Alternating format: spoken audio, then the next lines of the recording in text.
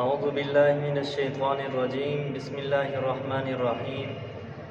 ناظرین، آج میں آپ حضرات کے سامنے 15 شعبان المعظم کے روزے کے متعلق چند گزارشات عرض کرنا چاہتا ہوں کہ شعبان المعظم کا روزہ واجب ہے یا سنت ہے یا مستحب ہے، کیونکہ آج کل ہمارے معاشرے میں 15 شعبان المعظم کے روزے کو واجب سمجھ کر رکھا جاتا ہے، اور لوگ بھی پوچھتے ہیں کہ 15 شعبان المعظم کا روزہ واجب ہے یا سنت ہے۔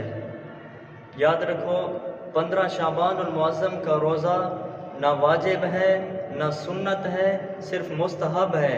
اگر آپ رکھیں گے تو اس کا آپ کو اجر ملے گا، اگر آپ نہ رکھیں گے تو اس کا آپ کو گناہ بھی نہیں ہوگا۔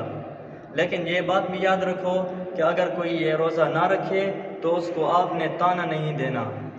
اگر کوئی یہ روزہ رکھ بھی لے لیکن اس کو بھی آپ نے طعنہ نہیں دینا۔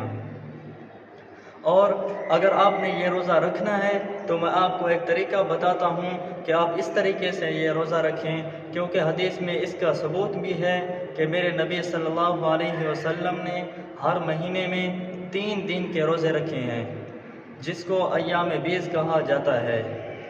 تو اگر آپ نے یہ روزہ رکھنا ہے تو ایام بیض کی سنت سمجھ کر یہ روزہ